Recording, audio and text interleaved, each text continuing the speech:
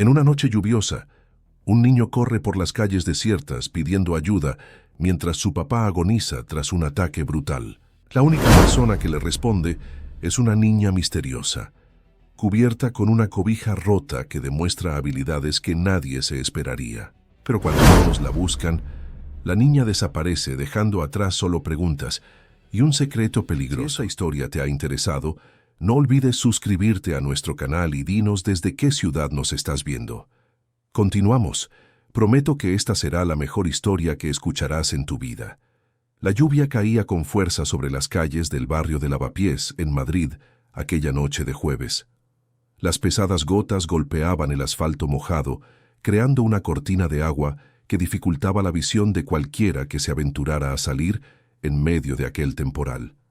Rafael, un niño de apenas 7 años, corría desesperadamente por las aceras resbaladizas, sus zapatillas blancas empapadas, el uniforme escolar pegado a su pequeño cuerpo. Sus lágrimas se mezclaban con la lluvia que resbalaba por su rostro asustado. El corazón del niño latía descompasado mientras gritaba pidiendo ayuda, pero sus palabras se perdían en el ruido ensordecedor de la tormenta. No sabía exactamente a dónde ir, no reconocía aquellas calles, no entendía cómo había llegado hasta allí. Todo lo que sabía era que su padre, Marcos Andrade, el respetado empresario del sector tecnológico, estaba caído en el suelo de un callejón oscuro, sujetándose el pecho y gimiendo de dolor. El chófer de la familia, Pablo, había entrado en pánico cuando su jefe empezó a sentirse mal y simplemente huyó, dejando a padre e hijo solos en aquel lugar desconocido. Marcos había insistido en tomar un atajo para llegar más rápido a casa, después de una reunión que se había alargado hasta tarde. Pablo, siempre obediente, aceptó la sugerencia y se desvió de la ruta habitual, adentrándose en calles menos transitadas de la zona este de la capital madrileña. Fue entonces cuando Marcos empezó a sentir las primeras punzadas en el pecho. El dolor llegó fuerte, repentino, quitándole todo el aire de los pulmones. Le pidió a Pablo que detuviera el coche. De inmediato, se tambaleó fuera del vehículo y se apoyó en la pared del callejón más cercano. El chófer, al darse cuenta de la gravedad de la situación y temiendo ser responsabilizado por algo que no podía controlar, simplemente se subió al coche y aceleró, desapareciendo en la oscuridad de la noche. Rafael se quedó paralizado por unos segundos, viendo a su padre caer de rodillas, la mano izquierda apretando el pecho, los ojos desorbitados por el miedo. El niño intentó ayudar, pero sus pequeñas manos no podían sostener el peso del hombre. Marcos, aún sintiendo que podría perder el conocimiento en cualquier momento, reunió fuerzas para decirle a su hijo que buscara ayuda, que corriera hasta encontrar a alguien. Rafael obedeció, a pesar del terror que consumía cada célula de su cuerpo. Salió corriendo por la calle, gritando, suplicando, pero no había nadie. Las ventanas de las casas estaban cerradas, las luces apagadas, y la lluvia ahogaba cualquier sonido que intentara producir. Fue entonces cuando Rafael la vio. Una niña de su edad, quizás incluso un poco más joven, acurrucada junto a un gran contenedor de basura azul, cubierta por una manta rosa hecha jirones y sucia. Estaba sentada en el suelo mojado con las rodillas dobladas contra el pecho y los brazos rodeando sus piernas. Su pelo oscuro y enmarañado caía sobre su rostro delgado y aún en la penumbra de la calle mal iluminada, Rafael pudo ver que estaba temblando de frío. El niño se detuvo frente a ella, jadeante, con la voz entrecortada por los sollozos y la respiración acelerada. «Mi padre se encuentra mal, necesita ayuda, por favor. Alguien tiene que ayudar a mi padre. Está tirado en el suelo y no sé qué hacer, por favor». La niña levantó el rostro lentamente. Sus ojos castaños, oscuros, brillaban con una intensidad extraña para una niña. No gritó, no se asustó, no demostró el pánico que Rafael esperaba ver. En cambio, se quedó en silencio por un segundo, que pareció durar una eternidad, analizando al niño mojado que tenía delante. Entonces, con una calma desconcertante, se levantó, dejando caer la manta al suelo encharcado, y dijo una sola palabra: «Muéstrame». Rafael parpadeó, confundido por la respuesta tan directa, pero no había tiempo para cuestionar. Simplemente se dio la vuelta y comenzó a correr de regreso al callejón, mirando hacia atrás cada pocos pasos para asegurarse de que la niña lo seguía. Y así era. Sus pies descalzos golpeaban el asfalto mojado con una ligereza sorprendente, y a pesar de parecer frágil y vulnerable, se movía con determinación y agilidad. Cuando llegaron al callejón, Marcos estaba tumbado de lado, todavía consciente, pero con la respiración corta e irregular. Sus labios estaban ligeramente amoratados y sudaba frío a pesar de la lluvia helada. La niña se acercó sin dudar. Se arrodilló junto al empresario, colocó 2 dedos en su muñeca y se quedó allí, en silencio, contando mentalmente. Rafael observaba todo atónito, sin entender cómo aquella pequeña niña sabía qué hacer. Luego acercó su oído al pecho de Marcos, escuchó durante unos segundos y finalmente levantó la mirada hacia Rafael. Está teniendo un problema en el corazón. Necesitamos mantenerlo tranquilo y llamar a una ambulancia inmediatamente. ¿Tienes un teléfono? Rafael negó con la cabeza, las lágrimas volvían a correr por sus mejillas. Había dejado el móvil en el coche cuando salió corriendo en busca de ayuda. La niña pensó rápido. Corre hasta aquella casa de allí, la que tiene la luz encendida en la ventana. Llama a la puerta hasta que alguien te atienda y pídeles que llamen al 112. Diles que es una emergencia cardíaca. Ve ahora. Rafael dudó un segundo, con miedo de dejar a su padre solo con aquella desconocida, pero algo en los ojos de la niña transmitía confianza. Corrió hasta la casa indicada y comenzó a golpear la puerta con sus pequeños puños. Tardó unos minutos hasta que una anciana, asustada, abrió una rendija y preguntó qué estaba pasando. Rafael lo explicó todo de una vez, sin pausas, sin respirar. La mujer, al darse cuenta de la urgencia, cogió el teléfono e hizo la llamada, transmitiendo toda la información que el niño pudo proporcionar. Mientras tanto, en el callejón la niña seguía al lado de Marcos. Se había quitado su propia sudadera gris y había rasgado una de las mangas, usando la tela para secar el rostro del hombre y mantenerlo abrigado. Le hablaba en voz baja, diciéndole que la ayuda estaba en camino, que necesitaba respirar despacio, que todo iba a salir bien. Marcos, a pesar del intenso dolor, podía oír aquella voz infantil y reconocer la calma que emanaba. Intentó preguntar quién era ella, pero la niña solo puso su pequeña mano sobre la de él y le pidió que guardara energías. Rafael regresó corriendo, acompañado por la anciana que había hecho la llamada. La mujer traía un paraguas grande y una manta seca. La niña aceptó la manta y envolvió a Marcos con cuidado, asegurándose de que estuviera lo más cómodo posible, dadas las circunstancias. Continuó monitoreando su pulso, verificando su respiración, haciéndole preguntas sencillas sobre lo que estaba sintiendo. Marcos respondía con dificultad, pero cada vez que sus ojos se encontraban con los de la niña, sentía una extraña sensación de seguridad. La ambulancia tardó 15 minutos en llegar, 15 largos minutos en los que la niña no se apartó del lado de Marcos ni por un segundo. Cuando finalmente los sanitarios bajaron del vehículo y corrieron hacia el callejón, se encontraron con la escena de una niña prestando primeros auxilios con una eficiencia que sorprendió incluso a los profesionales experimentados. Uno de los sanitarios, un hombre alto con uniforme verde, le preguntó a la niña qué había sucedido. Ella lo explicó todo con claridad, usando términos técnicos que una niña de 7 años no debería conocer. Pulso irregular, respiración superficial, posible infarto agudo de miocardio, dolor que irradia al brazo izquierdo. Los sanitarios se miraron entre sí, impresionados, e inmediatamente comenzaron a trabajar. Colocaron a Marcos en la camilla, conectaron los equipos, le administraron oxígeno y medicación. Rafael intentó subir a la ambulancia con su padre, pero se lo impidieron. Uno de los sanitarios le explicó que debía ir con la señora que había ayudado y que después podría encontrar a su padre en el hospital.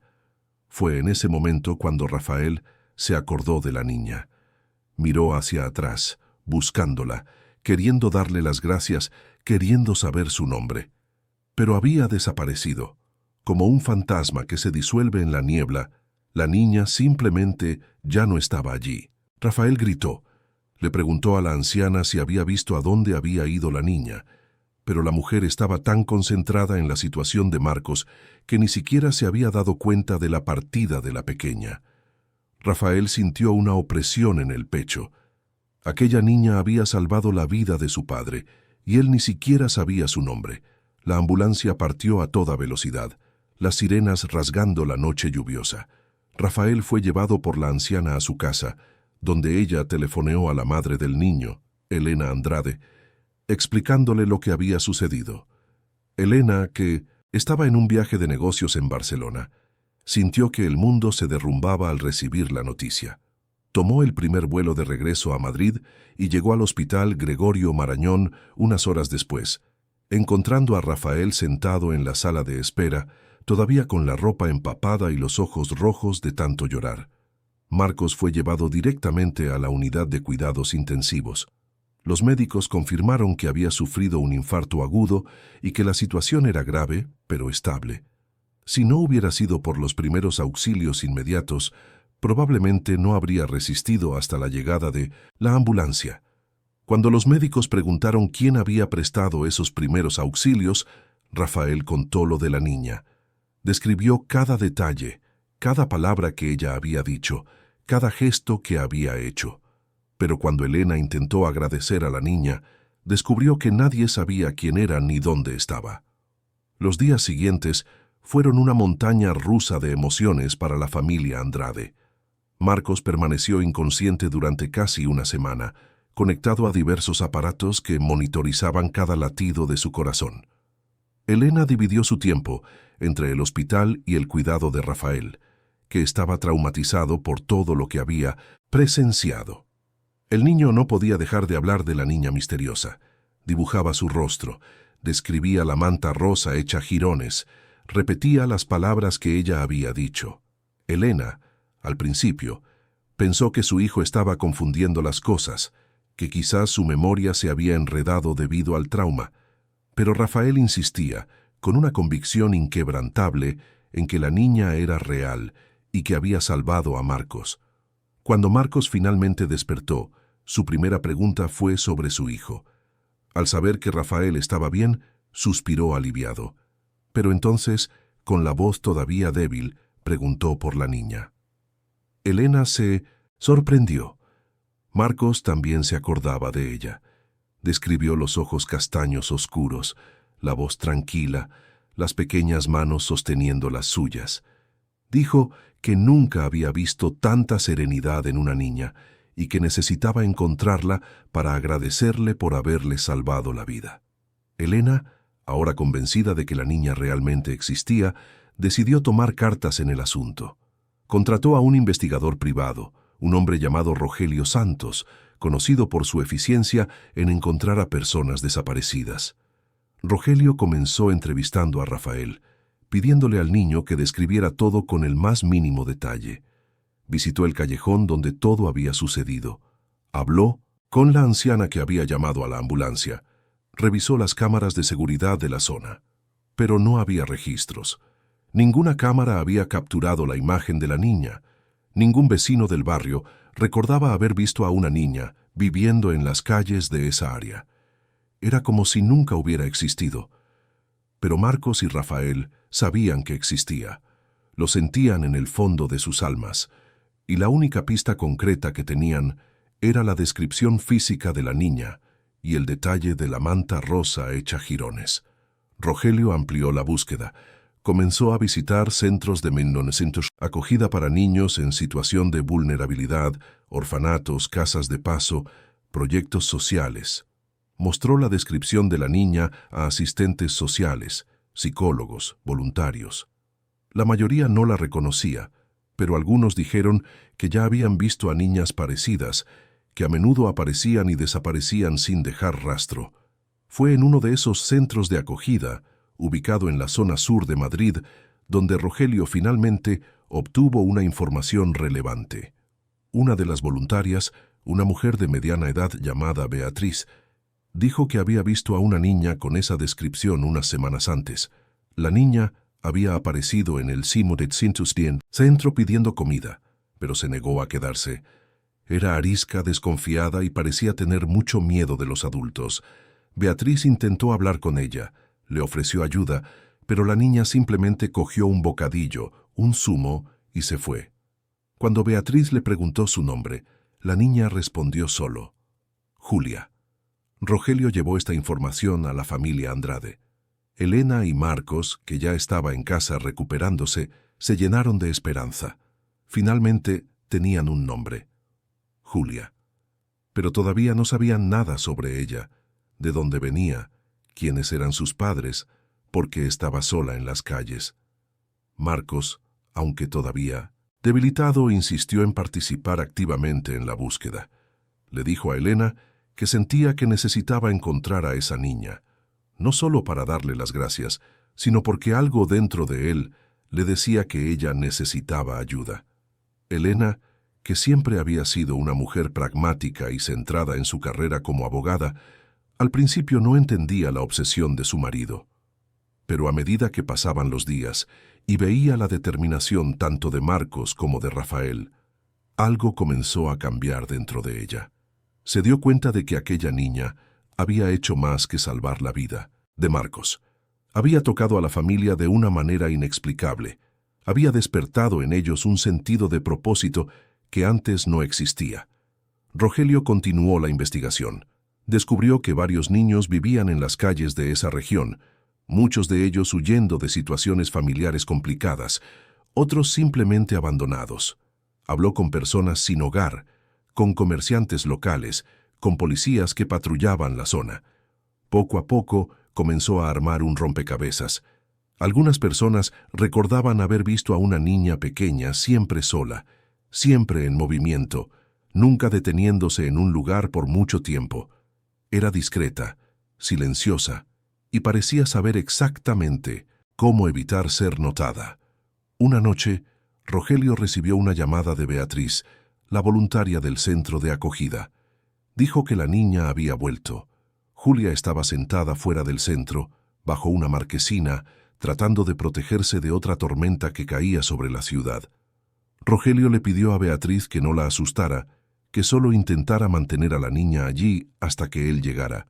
Llamó inmediatamente a Marcos, quien insistió en ir con él, incluso en contra de las recomendaciones médicas de que debía evitar esfuerzos. Marcos y Rogelio llegaron al centro media hora después. La lluvia había amainado hasta convertirse en una fina llovizna, y la calle estaba casi desierta. Beatriz estaba sentada en la puerta del centro, hablando en voz baja con alguien que no podían ver desde la calle. Cuando Marcos se acercó, su corazón se aceleró. Allí, sentada en el escalón de cemento, estaba la niña, Julia. Llevaba la misma ropa sucia y rota, y la manta rosa estaba atada alrededor de su cintura como si fuera una capa. Su pelo seguía enmarañado y su rostro estaba marcado por la suciedad y el cansancio. Cuando Julia vio a Marcos, sus ojos se abrieron de par en par. Inmediatamente se levantó, lista para correr, pero Beatriz la sujetó delicadamente de la mano y le dijo que todo estaba bien, que ese hombre solo quería hablar, que no iba a hacerle daño. Julia miró a Marcos con desconfianza, pero algo en la expresión del empresario la hizo dudar. Él no se acercó más, simplemente se quedó allí, a unos metros de distancia, y dijo con la voz embargada por la emoción: «Solo quería darte las gracias, me salvaste la vida». Julia no respondió. Siguió mirando a Marcos como si estuviera analizando cada palabra, cada gesto, tratando de decidir si podía confiar en él. Marcos continuó hablando despacio, con cuidado de no asustarla. «Mi nombre es Marcos. ¿Te acuerdas de mí? De aquella noche lluviosa en el callejón. Mi hijo Rafael estaba conmigo. Nos ayudaste. Sabías exactamente qué hacer. Gracias a ti estoy aquí hoy. Y quería saber tu nombre, saber cómo aprendiste todo aquello y, sobre todo, saber cómo puedo ayudarte ahora». Julia finalmente habló, su voz baja y ronca, como si no la usara mucho. «Mi padre me enseñó. Decía que necesitaba saber cuidar a la gente porque un día alguien me necesitaría. Marcos sintió un nudo en la garganta. Preguntó con delicadeza: «¿Y dónde está tu padre ahora, Julia?». La niña bajó la mirada al suelo mojado. Se quedó en silencio por un largo momento, y cuando finalmente respondió, su voz era tan baja que Marcos apenas pudo oírla. Se fue. Se fueron los dos. No quisieron quedarse conmigo. Aquellas palabras golpearon a Marcos como un puñetazo en el estómago. Miró a Rogelio, que también parecía conmocionado, y luego volvió su atención a la niña. Dio un paso más, despacio, y se arrodilló en el suelo mojado para estar a su altura. «Julia, estás sola. No hay nadie que te cuide». La niña asintió. Marcos sintió que las lágrimas brotaban, pero se obligó a mantener la calma. Extendió la mano, despacio, y preguntó: «¿Puedes confiar en mí? Te prometo que te ayudaré. No tienes que estar sola en las calles. Puedes tener un lugar seguro, comida, un lugar donde dormir. ¿Quieres venir conmigo?». Julia miró la mano extendida de Marcos. Había pasado tanto tiempo desconfiando de todos, huyendo de cualquier adulto que intentara acercarse, que ahora no sabía si podía dar ese paso, pero había algo en Marcos, algo en sus ojos cansados y sinceros, que la hacía querer creer. Lentamente, con vacilación, extendió su pequeña y sucia mano y tocó la de Marcos. Y en ese momento, bajo la fina llovizna de una noche madrileña, dos vidas se cruzaron de una manera que ninguno de los dos podría haber previsto. Marcos sostuvo la mano de Julia con delicadeza, como si estuviera sosteniendo algo extremadamente frágil y precioso. Sonrió, y por primera vez en mucho tiempo, Julia sintió que quizás, solo quizás, ya no necesitaba tener miedo. La lluvia caía con fuerza sobre las calles del barrio de Lavapiés, en Madrid, aquella noche de 1900 jueves. Las pesadas gotas golpeaban el asfalto mojado, creando una cortina de agua que dificultaba la visión de cualquiera que se aventurara a salir en medio de aquel temporal. Rafael, un niño de apenas 7 años, corría desesperadamente por las aceras resbaladizas, sus zapatillas blancas empapadas, el uniforme escolar pegado a su pequeño cuerpo. Sus lágrimas se mezclaban con la lluvia que resbalaba por su rostro asustado. El corazón del niño latía descompasado mientras gritaba pidiendo ayuda, pero sus palabras se perdían en el ruido ensordecedor de la tormenta. No sabía exactamente a dónde ir. No reconocía aquellas calles. No entendía cómo había llegado hasta allí. Todo lo que sabía era que su padre, Marcos Andrade, el respetado empresario del sector tecnológico, estaba caído en el suelo de un callejón oscuro, sujetándose el pecho y gimiendo de dolor. El chofer de la familia, Pablo, había entrado en pánico cuando su jefe empezó a sentirse mal y simplemente huyó, dejando a padre e hijo solos en aquel lugar desconocido. Marcos había insistido en tomar un atajo para llegar más rápido a casa, después de una reunión que se había alargado hasta tarde. Pablo, siempre obediente, aceptó la sugerencia y se desvió de la ruta habitual, adentrándose en calles menos transitadas de la zona este de la capital madrileña. Fue entonces cuando Marcos empezó a sentir las primeras punzadas en el pecho. El dolor llegó fuerte, repentino, quitándole todo el aire de los pulmones. Le pidió a Pablo que detuviera el coche de inmediato, se tambaleó fuera del vehículo y se apoyó en la pared del callejón más cercano. El chófer, al darse cuenta de la gravedad de la situación y temiendo ser responsabilizado por algo que no podía controlar, simplemente se subió al coche y aceleró, desapareciendo en la oscuridad de la noche. Rafael se quedó paralizado por unos segundos, viendo a su padre caer de rodillas, la mano izquierda apretando el pecho, los ojos desorbitados por el miedo. El niño intentó ayudar, pero sus pequeñas manos no podían sostener el peso del hombre. Marcos, aun sintiendo que podría perder el conocimiento en cualquier momento, reunió fuerzas para decirle a su hijo que buscara ayuda, que corriera hasta encontrar a alguien. Rafael obedeció, a pesar del terror que consumía cada célula de su cuerpo. Salió corriendo por la calle, gritando, suplicando, pero no había nadie. Las ventanas de las casas estaban cerradas, las luces apagadas, y la lluvia ahogaba cualquier sonido que intentara producir.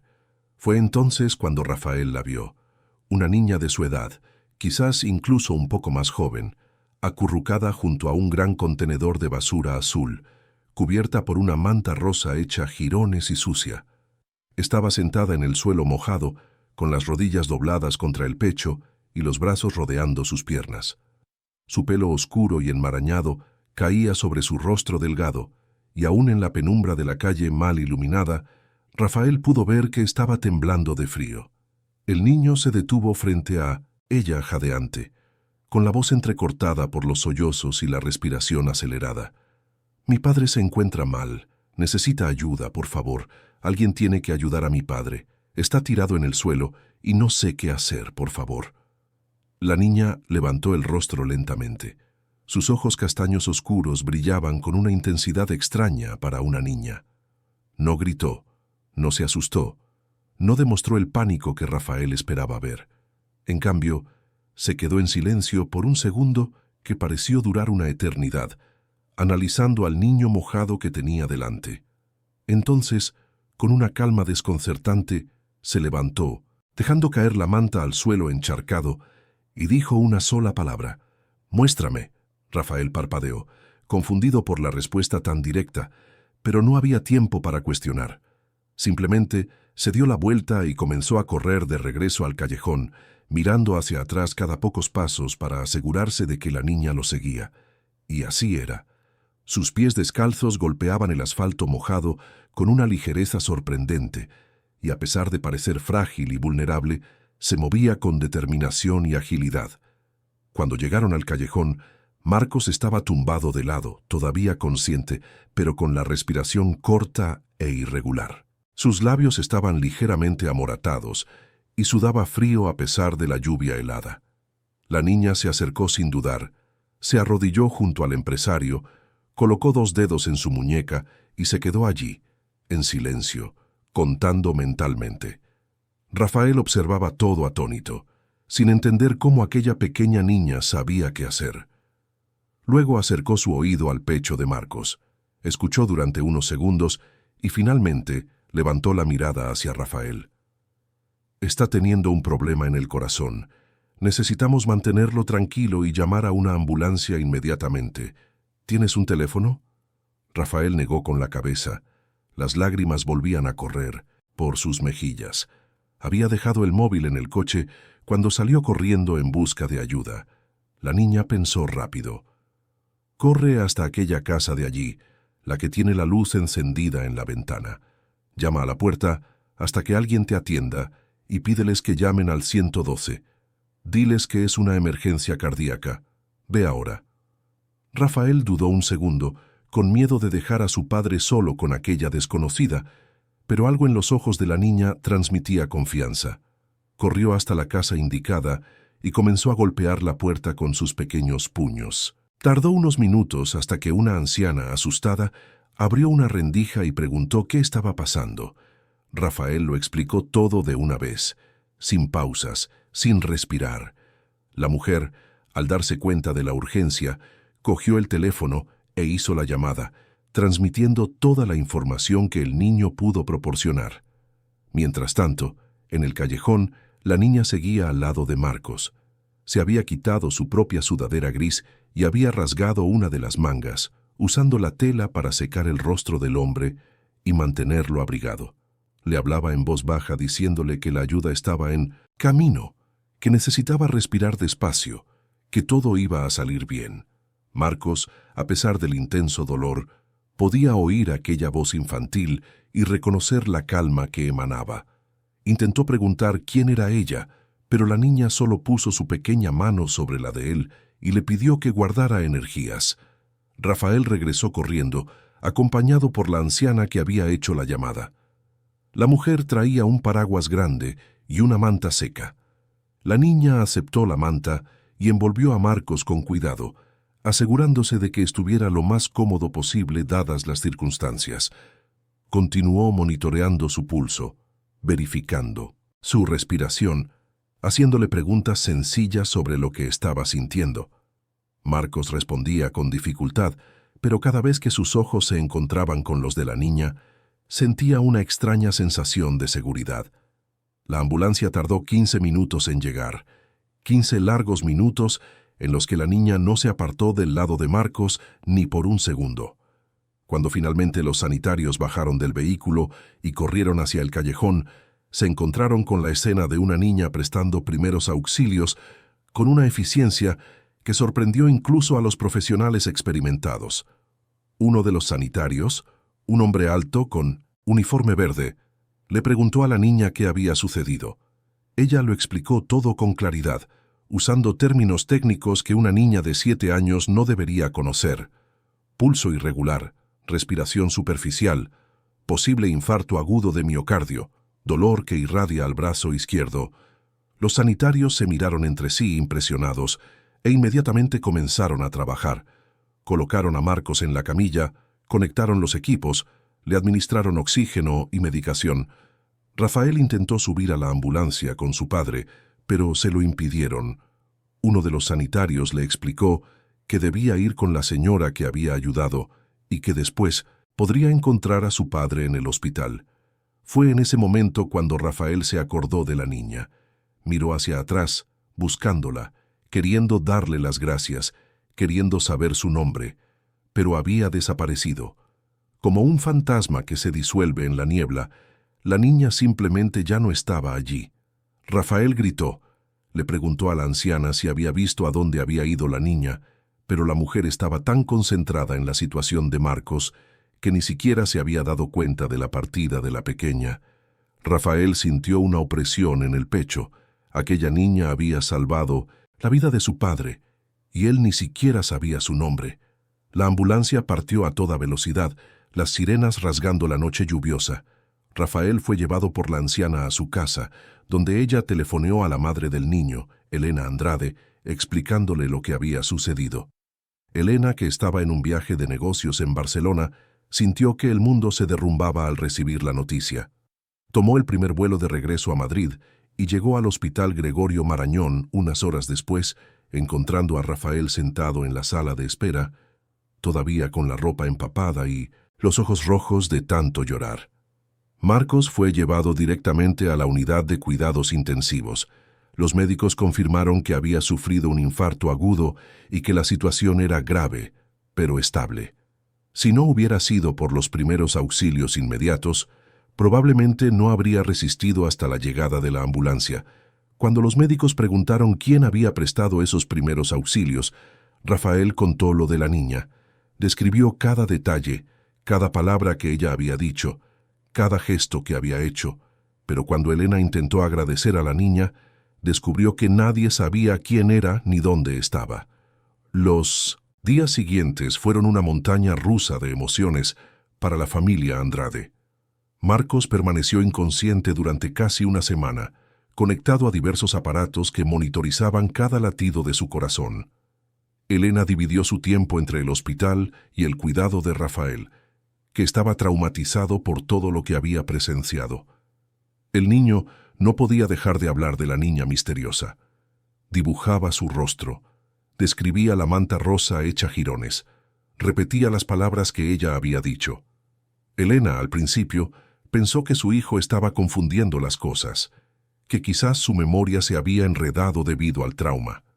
Pero Rafael insistía, con una convicción inquebrantable, en que la niña era real y que había salvado a Marcos.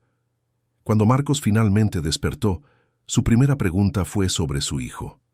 Al saber que Rafael estaba bien, suspiró aliviado.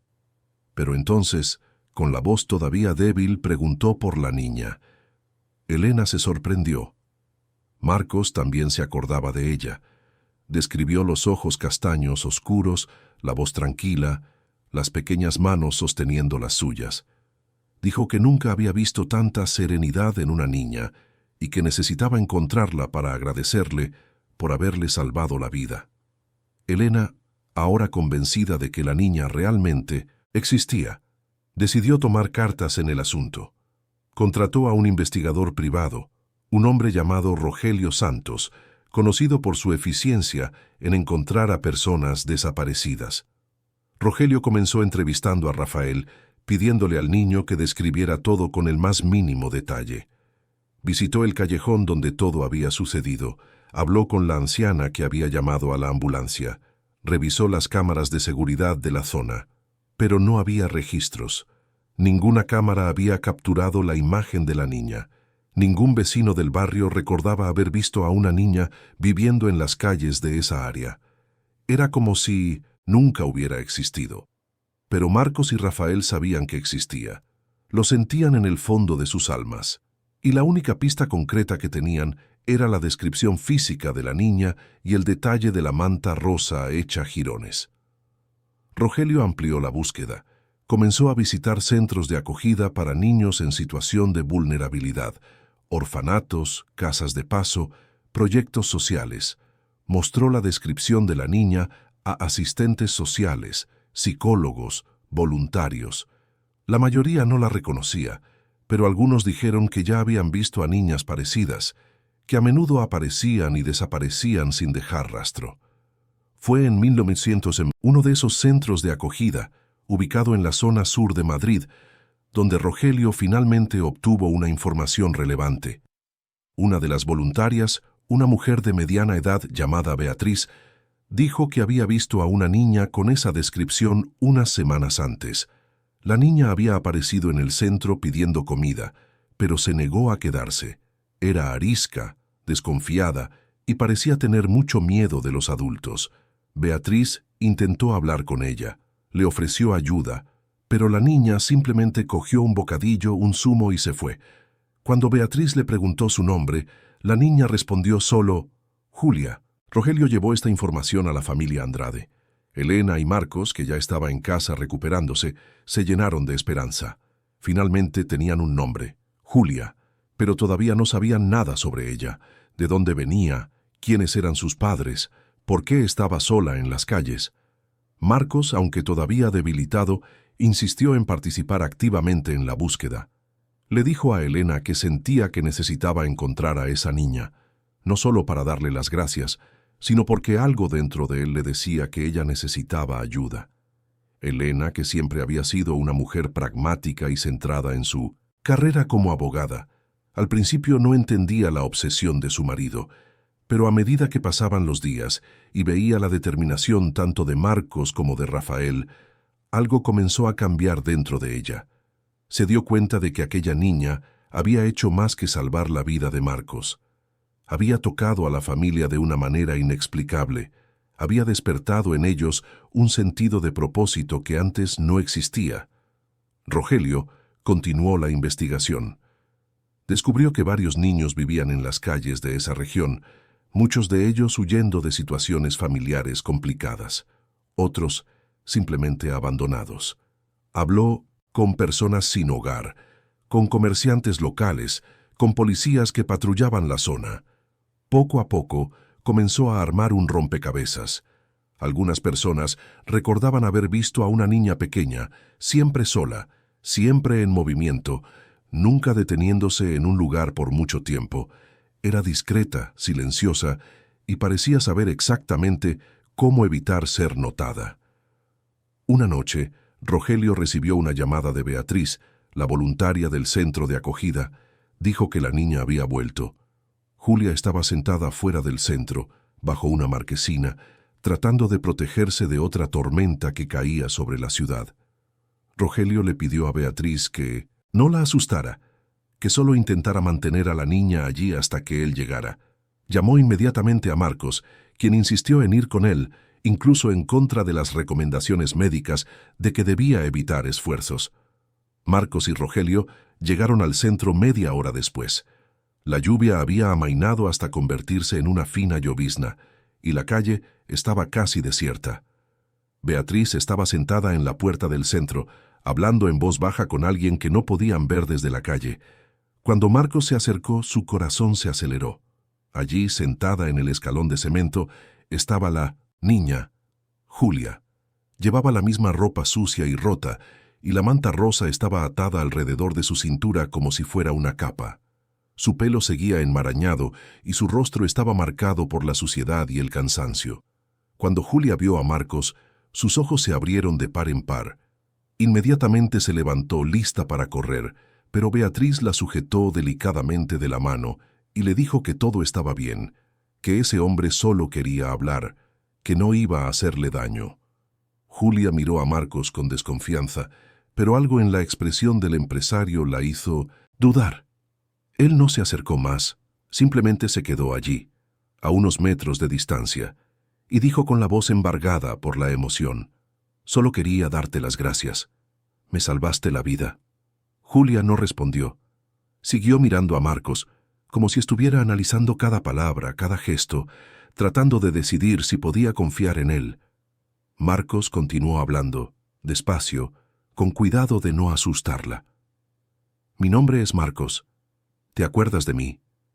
De aquella noche lluviosa en el callejón. Mi hijo Rafael estaba conmigo, nos ayudaste. Sabías exactamente qué hacer. Gracias a ti estoy aquí hoy. Y quería saber tu nombre, saber cómo aprendiste todo aquello y, sobre todo, saber cómo puedo ayudarte ahora». Julia finalmente habló, su voz baja y ronca, como si no la usara mucho. «Mi padre me enseñó. Decía que necesitaba saber cuidar a la gente, porque un día alguien me necesitaría». Marcos sintió un nudo en la garganta. Preguntó con delicadeza: «¿Y dónde está tu padre ahora, Julia?». La niña bajó la mirada al suelo mojado. Se quedó en silencio por un largo momento, y cuando finalmente respondió, su voz era tan baja que Marcos apenas pudo oírla. «Se fue. Se fueron los dos. No quisieron quedarse conmigo».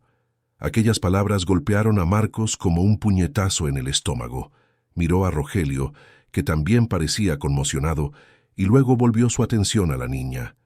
Dio un paso más, despacio, y se arrodilló en el suelo mojado para estar a su altura. «Julia, ¿estás sola? ¿No hay nadie que te cuide?». La niña asintió. Marcos sintió que las lágrimas brotaban, pero se obligó a mantener la calma. Extendió la mano, despacio, y preguntó: «Puedes confiar en mí, te prometo que te ayudaré. No tienes que estar sola en las calles. Puedes tener un lugar, seguro, comida, un lugar donde dormir. ¿Quieres venir conmigo?». Julia miró la mano extendida de Marcos. Había pasado tanto tiempo desconfiando de todos, huyendo de cualquier adulto que intentara acercarse, que ahora no sabía si podía dar ese paso. Pero había algo en Marcos, algo en sus ojos cansados y sinceros, que la hacía querer creer.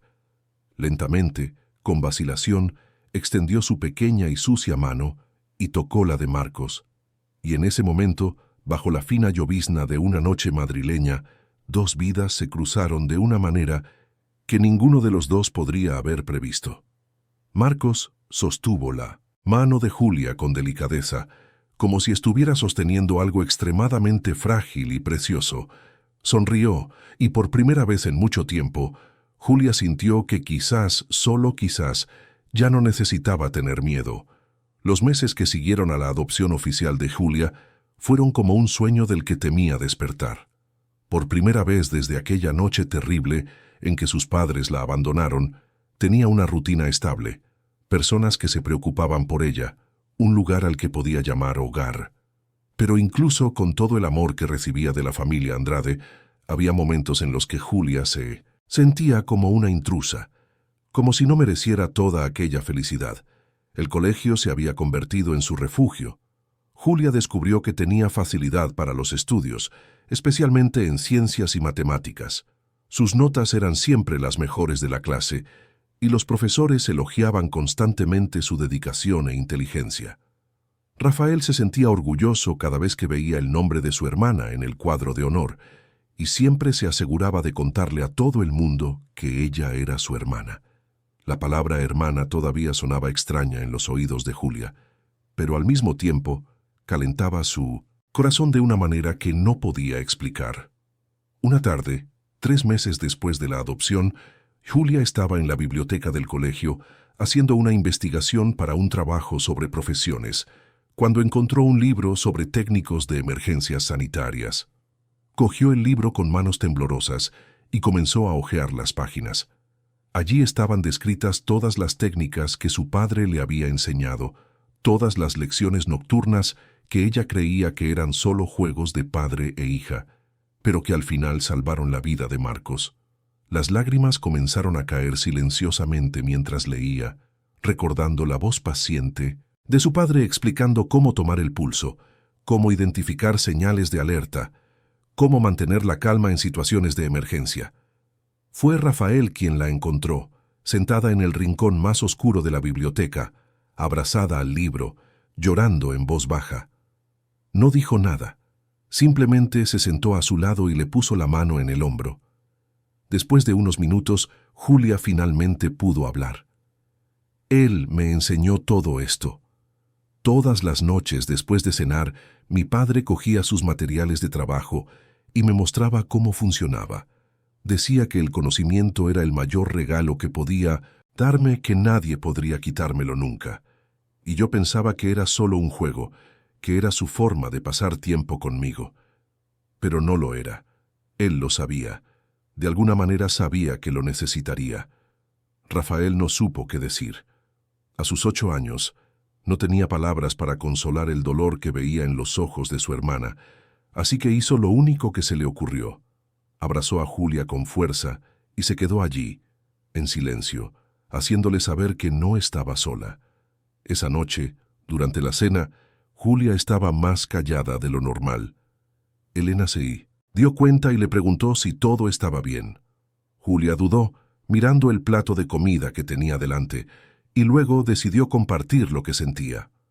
Hoy encontré un libro sobre técnicos de emergencias en la biblioteca, y me quedé pensando en mi padre biológico, y no sé si debería pensar en él.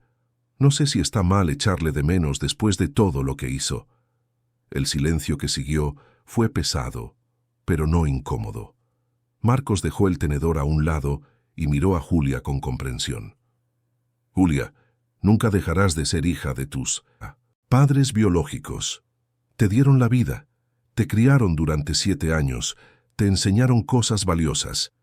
Lo que hicieron después fue terrible, imperdonable, pero eso no borra los buenos momentos que tuvisteis antes, y no tienes que elegir entre quererlos a ellos y querernos a nosotros.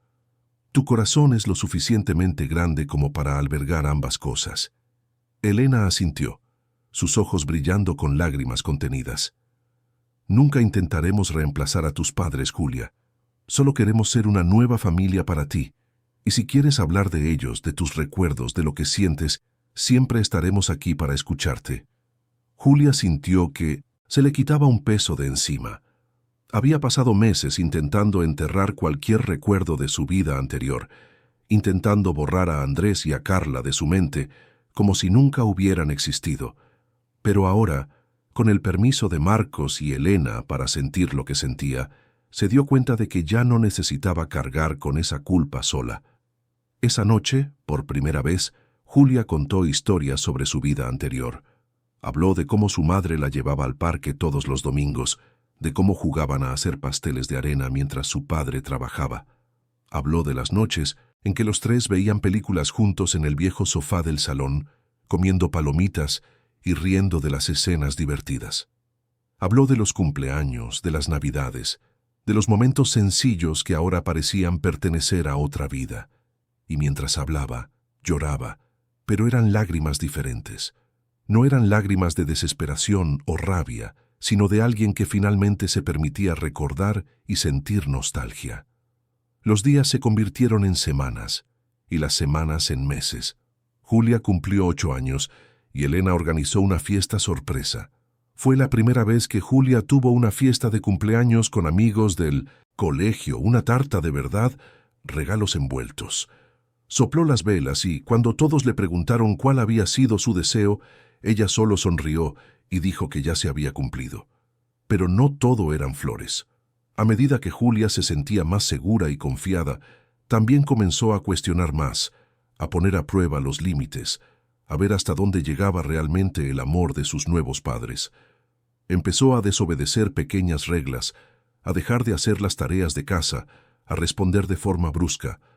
Era como si necesitara asegurarse de que Incluso cuando fuera difícil, incluso cuando no fuera perfecta, ellos seguirían queriéndola.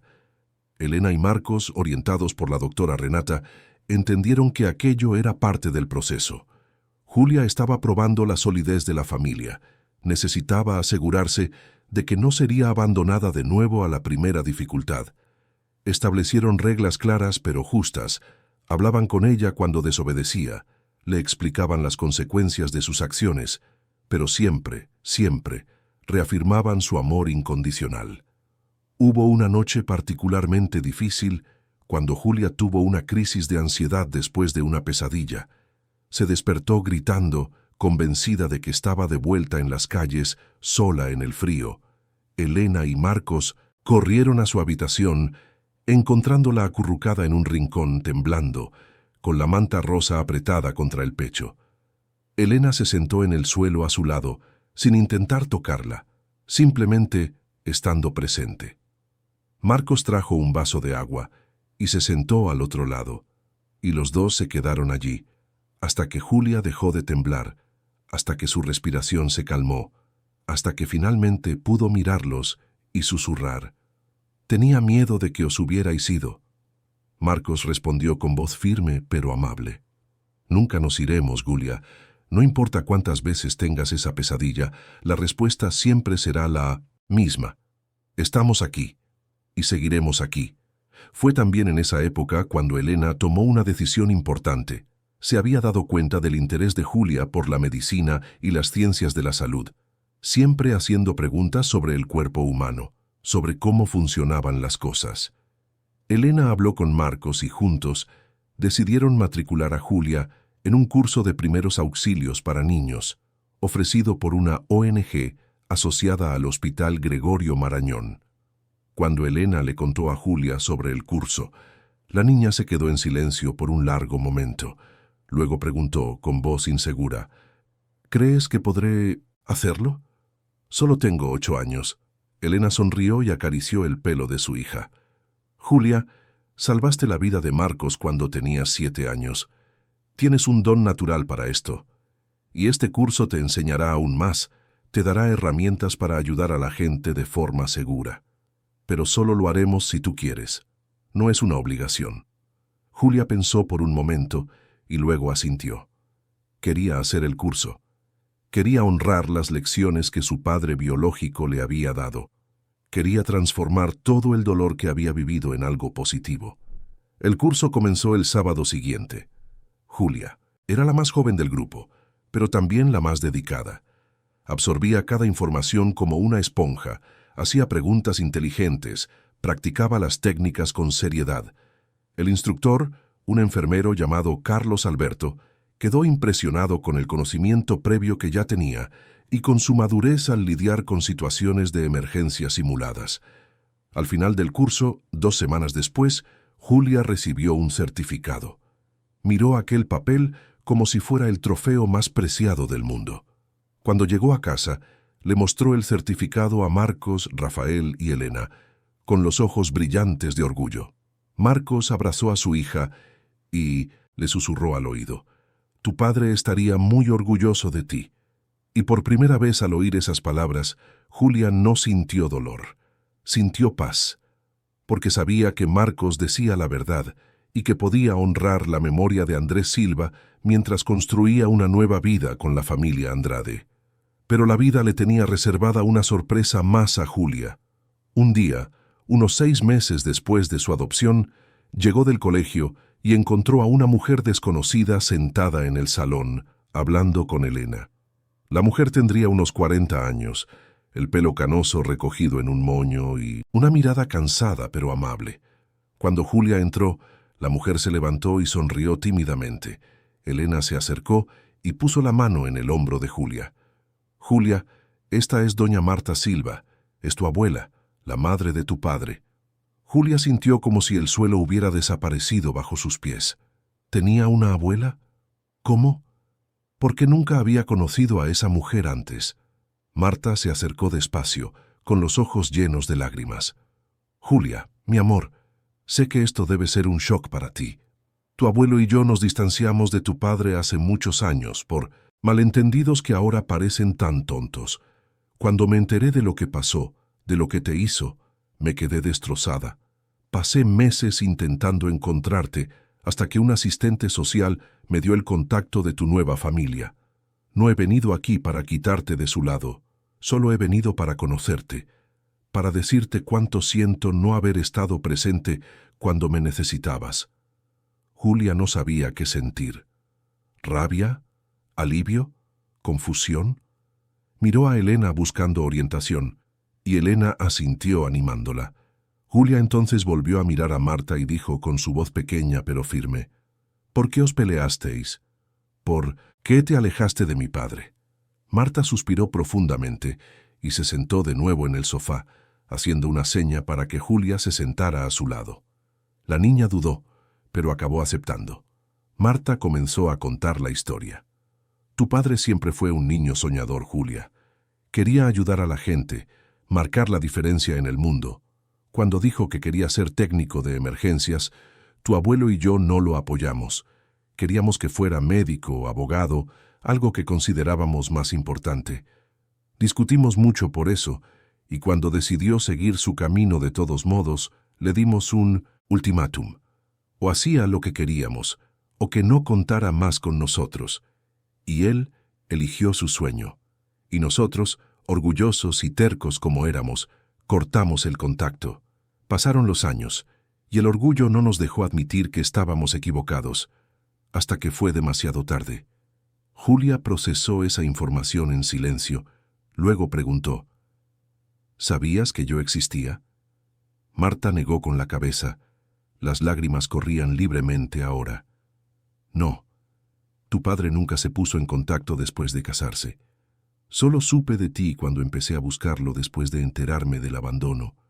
Y cuando te encontré, cuando vi que estabas siendo amada y cuidada por esta maravillosa familia, me sentí feliz.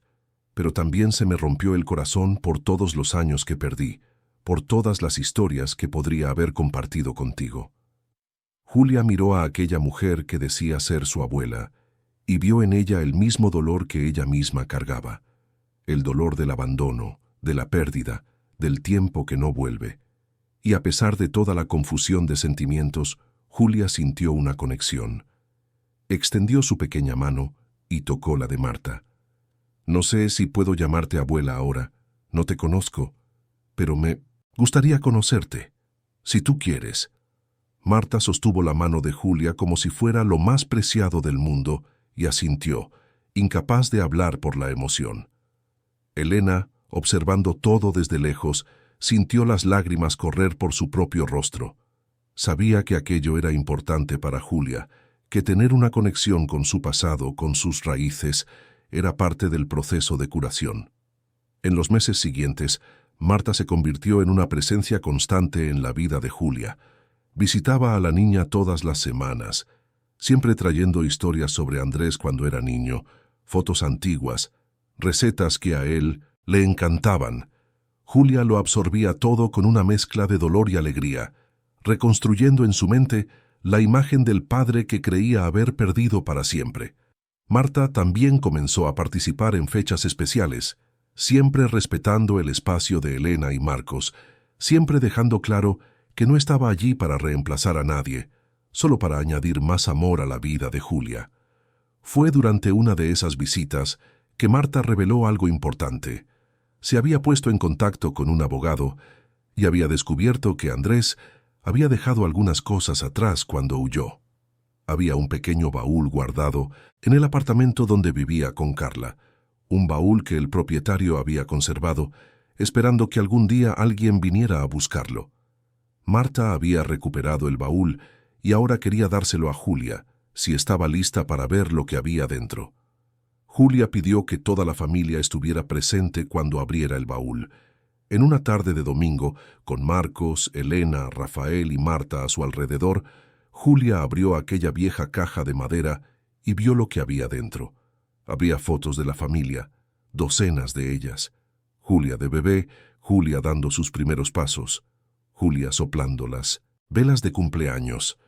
También había algunos objetos personales de Andrés, su placa de identificación del SAMUR, un estetoscopio antiguo, un cuaderno lleno de anotaciones médicas. Y en el fondo del baúl había una carta. Julia cogió el sobre con manos temblorosas. Estaba dirigido a ella, con la cuidada letra de su padre. Miró a Elena, pidiendo silenciosamente permiso para abrirlo. Elena asintió, y Julia, con el corazón latiendo con fuerza, abrió la carta y comenzó a leer en voz alta. Mi querida Julia, si estás leyendo esto significa que algo ha salido muy mal. Siempre supe que las decisiones que tomé podrían tener consecuencias y que un día podría no estar aquí para protegerte. Pero quiero que sepas que cada segundo que pasé contigo fue el mayor regalo de mi vida. Te enseñé todo lo que sabía porque creía en ti, porque veía en ti una luz especial, una fuerza que ni tú misma reconocías todavía. Siento mucho si te he decepcionado. Siento mucho si no fui el padre que merecías. Pero por favor, nunca dudes de que fuiste amada. Fuiste, eres y siempre serás el mayor logro de mi vida. Sé fuerte, mi pequeña. Sé valiente. Y recuerda siempre que el conocimiento es poder, pero el amor es la verdadera fuerza que mueve el mundo. Te quiero más de lo que las palabras pueden expresar. Tu padre, Andrés. Cuando Julia terminó de leer, el silencio en la sala era absoluto. Entonces, como si una presa se hubiera roto, Julia comenzó a llorar. Pero no eran lágrimas de tristeza, eran lágrimas de liberación, porque finalmente tenía las respuestas que buscaba. Su padre la quería, siempre la había querido. Lo que pasó después no borraba eso, y podía hacer las paces con esa parte de su historia. Marcos abrazó a Julia, seguido por Elena, Rafael e incluso Marta. Todos allí, unidos por el dolor pero también por el amor, formando una red de apoyo alrededor de aquella niña que había enfrentado tanto y aún tenía tanto por vivir. Y Julia, allí en medio de aquel abrazo colectivo, finalmente entendió lo que Marcos había dicho meses atrás. No necesitaba elegir. Podía querer a Andrés Silva por todo lo que le dio, y querer a Marcos Andrade por todo en lo que se había convertido para ella. Podía guardar los recuerdos de Carla y construir nuevos con Elena. Podía tener un hermano, una abuela, una familia entera que la eligió tanto como ella los eligió a ellos. Esa noche, antes de dormir, Julia hizo algo que no hacía desde hacía mucho tiempo. Cogió la manta rosa, aquella que había sido su única compañía durante los meses en las calles, y la dobló cuidadosamente. La guardó en una caja especial junto con la carta de su padre y algunas de las fotos del baúl. No era una despedida, era un reconocimiento de que ese capítulo se había cerrado. La manta ya no necesitaba ser su escudo, su armadura contra el mundo. Ahora tenía una familia, tenía un hogar, y finalmente estaba lista para vivir plenamente, sin miedo a perder, sin miedo a amar. Cuando Elena pasó por la habitación de Julia para darle las buenas noches, encontró a la niña ya dormida, con una leve sonrisa en los labios. Elena le acomodó la manta nueva, le besó la frente y susurró: «Buenas noches, mi niña. Eres mucho más fuerte de lo que imaginas». Y era verdad. Julia había sobrevivido al abandono, a la soledad, al miedo. Pero más que eso, había aprendido a confiar de nuevo, a amar de nuevo, a creer que merecía la felicidad. Y esa, quizás, era la mayor victoria de todas. 2 años habían pasado desde aquella noche lluviosa que cambió para siempre la vida de Julia Silva Andrade.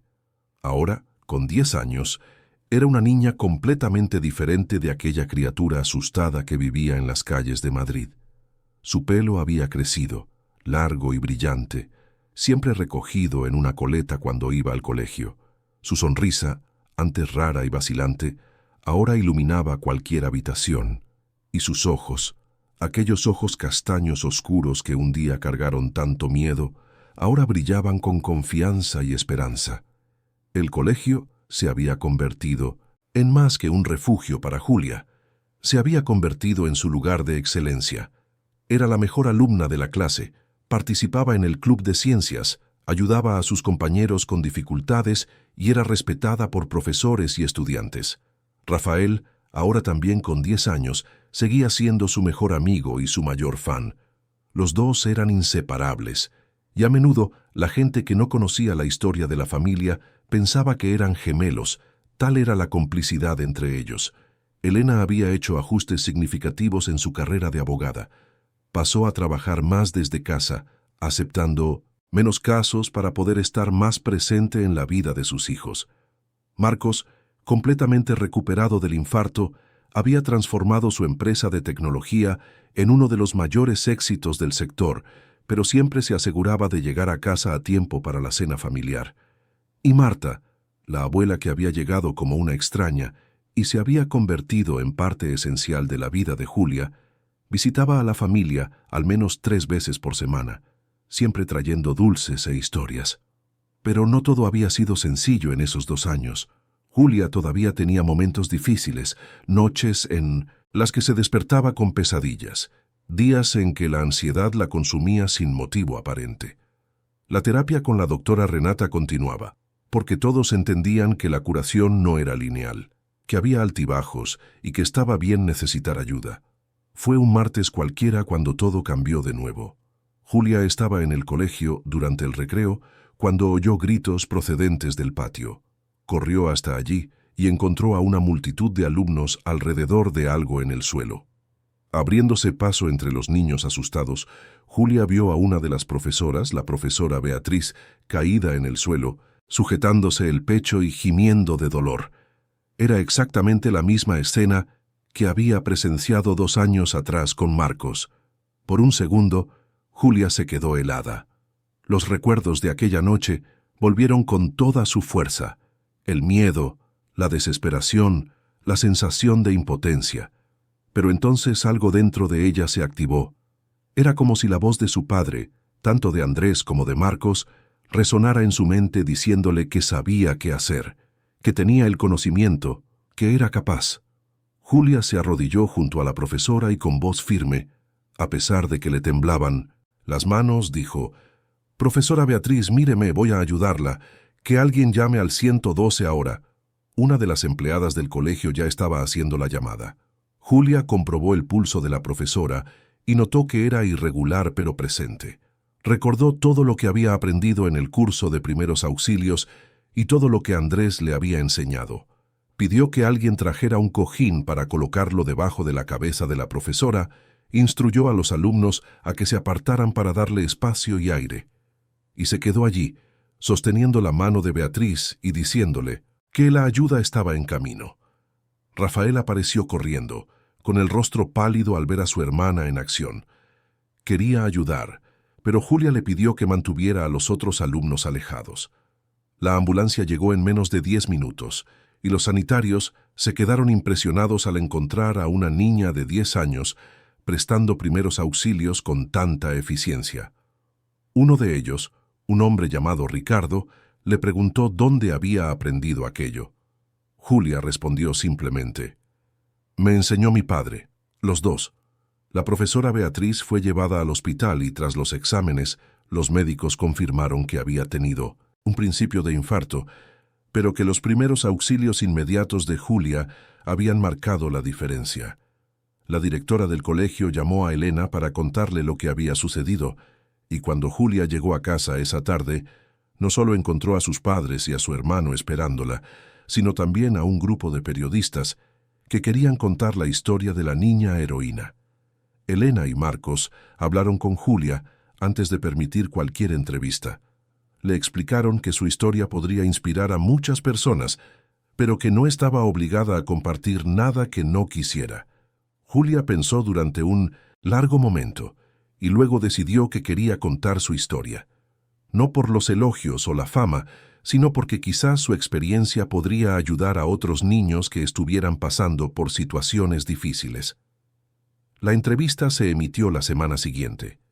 Julia lo contó todo, desde el abandono de sus padres biológicos hasta su vida en las calles, el encuentro con Rafael y Marcos, la adopción, la llegada de su abuela Marta y, finalmente, el momento en que salvó a la profesora Beatriz.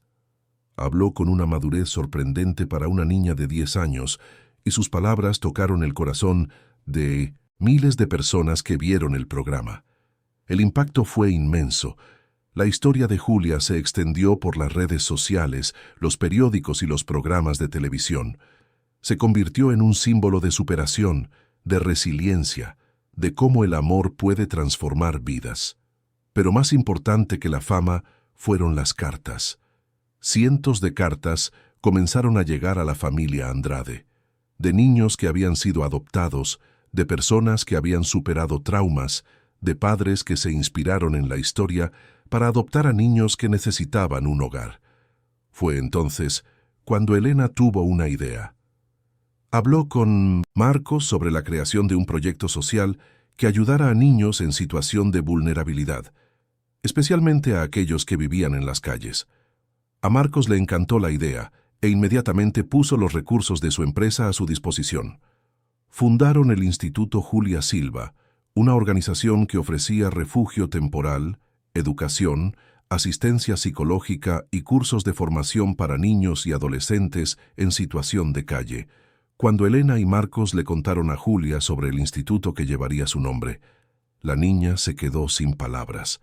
No podía creer que su historia, su dolor, pudieran transformarse en algo tan hermoso y significativo. Solo pidió una cosa: que el instituto también enseñara primeros auxilios a todos los niños atendidos, porque quería que otros niños tuvieran el mismo conocimiento que un día salvó la vida de Marcos. El Instituto Julia Silva se inauguró 6 meses después, en una gran ceremonia que contó con la presencia de autoridades, empresarios, artistas y, lo más importante, decenas de niños que serían los primeros beneficiados por el proyecto. Julia pronunció un discurso en la inauguración, su voz firme resonando en el salón. Sé lo que es tener miedo, sentir frío, pasar hambre. Sé lo que es pensar que a nadie le importas, que eres invisible para el mundo. Pero también aprendí que una sola persona puede marcar la diferencia, que el amor y el conocimiento son las herramientas más poderosas que existen, y que no importa lo difícil que sea tu comienzo, siempre puedes tener un nuevo comienzo. Este instituto es para todos los niños que necesitan saber que importan, que son vistos, que merecen amor y oportunidades. Y prometo que mientras yo pueda hacer algo, ningún niño se sentirá tan solo como me sentí yo. No había un solo ojo seco en la audiencia cuando Julia terminó de hablar. Marta lloraba abiertamente, orgullosa de la nieta que casi no conoció. Rafael aplaudía con todas sus fuerzas, gritando que esa era su hermana. Y Elena y Marcos, abrazados, veían cómo la niña que habían acogido se transformaba en una verdadera inspiración para miles de personas. Pero la vida le tenía guardada una sorpresa más a Julia. Unas semanas después de la inauguración del instituto, Rogelio, el investigador privado que había ayudado a encontrar a Julia 2 años atrás, pidió hablar con la familia. Traía noticias sobre Andrés y Carla Silva. Los padres biológicos de Julia habían visto la entrevista en televisión. Al ver a la hija que abandonaron transformada en esa niña increíble, se pusieron en contacto con Rogelio pidiendo hablar con Julia. Decían que estaban arrepentidos, que querían pedir perdón, que les gustaría tener la oportunidad de explicar lo que pasó. La noticia cayó como una bomba en la familia Andrade. Elena se enfureció, dispuesta a proteger a Julia a toda costa. Marcos se mostró escéptico, cuestionando las verdaderas intenciones de la pareja. Rafael no quería que se acercaran a su hermana, pero Julia, sorprendentemente, se quedó en silencio, pensativa.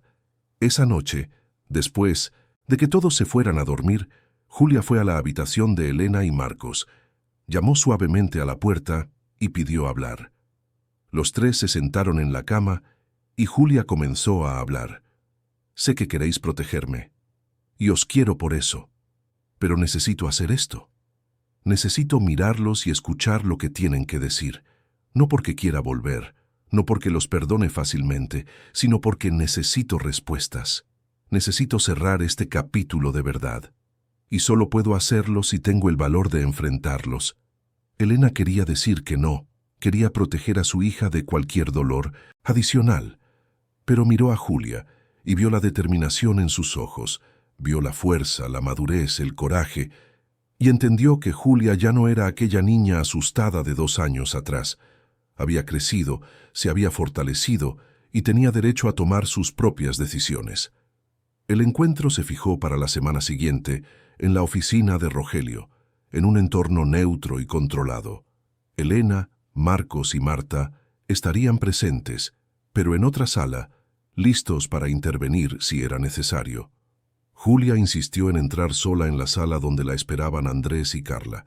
Cuando Julia abrió la puerta y vio a sus padres biológicos por primera vez en 2 años, su corazón se aceleró. Andrés había envejecido mucho, su pelo ahora era canoso y su rostro cargaba profundas marcas de culpa y arrepentimiento.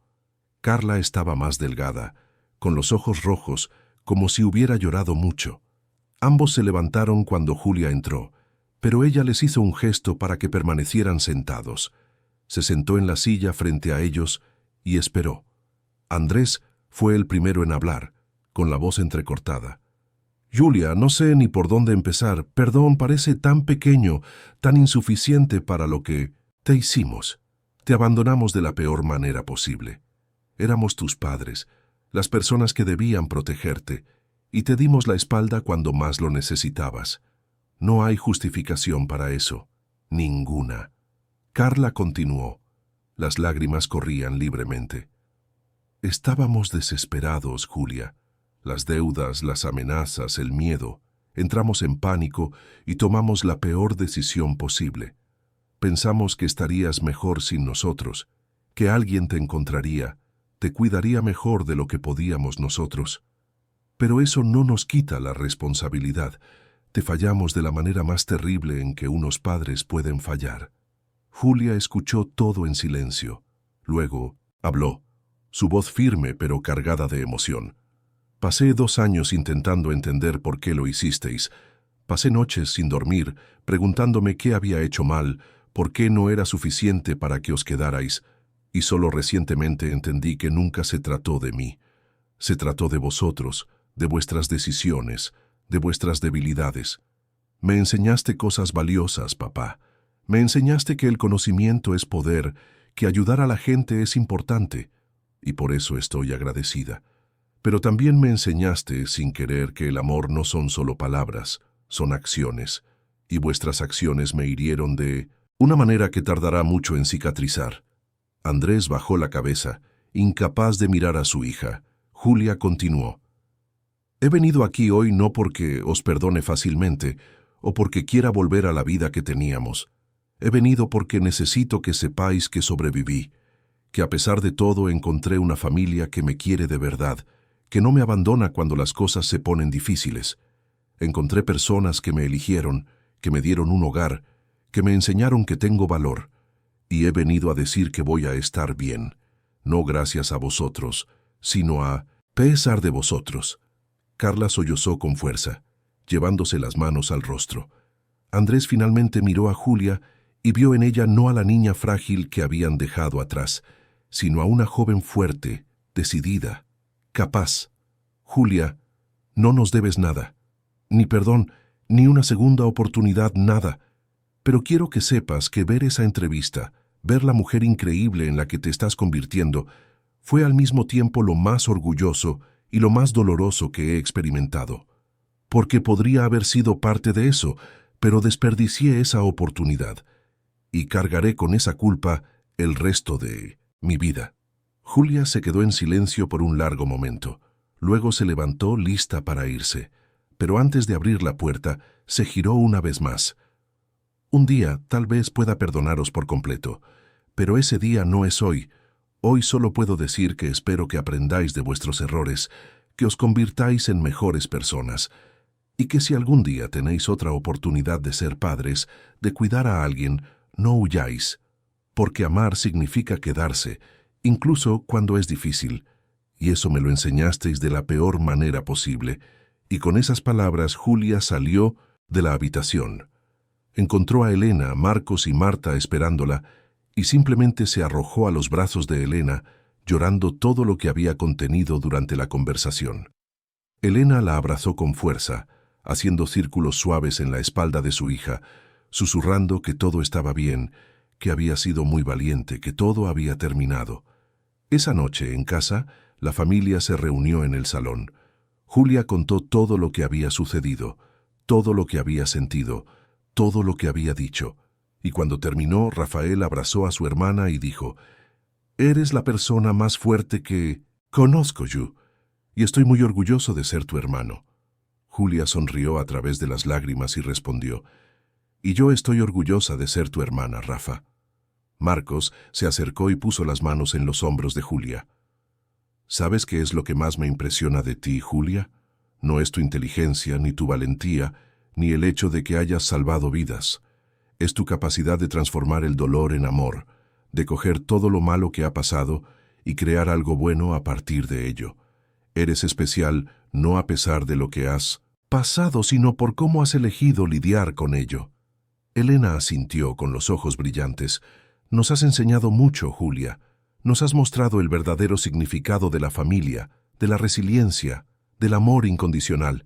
Y quiero que sepas que no importa cuántos años pasen, no importa lo que suceda, siempre estaremos aquí. Esta siempre será tu casa. Siempre seremos tu familia». Julia miró a su alrededor, a las personas que se habían convertido en su puerto seguro, su hogar, su verdadera familia. Y finalmente entendió que la familia no era solo cuestión de sangre o apellido, era sobre elección, sobre presencia, sobre un amor que permanece incluso en las tormentas. Los meses siguientes fueron de consolidación. El Instituto Julia Silva floreció, ayudando a cientos de niños. Julia volvió a visitar el instituto regularmente, hablando con los niños, compartiendo su historia, dando esperanza a quienes más la necesitaban. También comenzó a dar clases voluntarias de primeros auxilios, enseñando a otros niños las mismas técnicas que un día salvaron a Marcos y a la profesora Beatriz. La profesora Beatriz, por cierto, se había recuperado por completo y había vuelto a dar clases. Se aseguraba de agradecer a Julia cada vez que la veía, diciendo que le debía la vida a esa niña increíble. Y Julia, con su humildad característica, siempre respondía que solo estaba haciendo lo correcto, lo que su padre le había enseñado.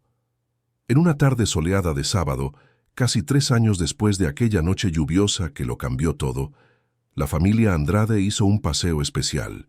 Visitaron el callejón donde Marcos se había sentido mal, donde Julia lo había encontrado y le había salvado la vida.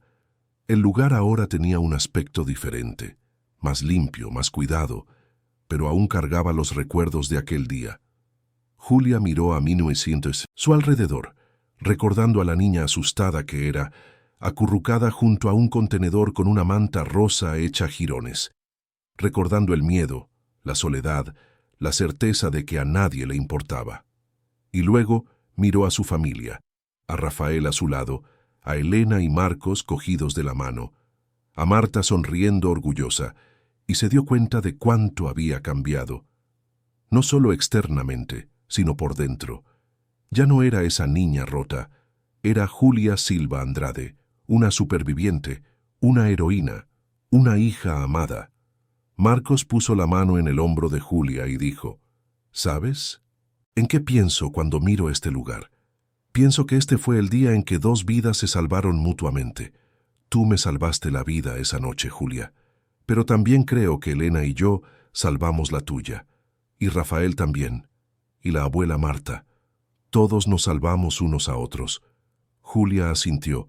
Las lágrimas corrían por su rostro, pero eran lágrimas felices. «Me disteis más que un hogar, me disteis un propósito, me mostrasteis que importo, que tengo valor, que puedo marcar la diferencia, y por eso estaré eternamente agradecida». Rafael, siempre el más alegre del grupo, rompió el escondecientes, momento emotivo, diciendo: «Bueno, ya está bien de llorar, vamos a tomar un helado. Al fin y al cabo, hoy es sábado y nos merecemos celebrarlo». Todos rieron, y juntos caminaron por la calle hacia la heladería más cercana. Mientras andaban, Julia miró hacia atrás una última vez, al callejón que representaba su pasado, y luego miró hacia adelante, a su familia, a su futuro, y sonrió, porque finalmente entendió que el pasado no definía quién era. Sus elecciones, su amor, su fuerza, eran lo que la definían. Y ella elegía ser feliz, elegía ser amada, elegía empezar de nuevo, cada día si era necesario. Esa noche, antes de dormir, Julia escribió en su diario, algo que había comenzado a hacer como parte de la terapia. Escribió: «Hoy me he dado cuenta de que la vida no consiste en esperar a que pase la tormenta, sino en aprender a bailar bajo la lluvia.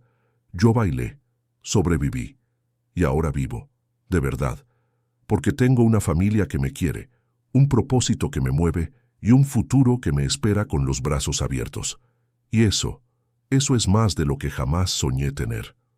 Cerró el diario, apagó la luz y se acostó en la cómoda cama, en la habitación que era solo suya, en la casa que era su hogar.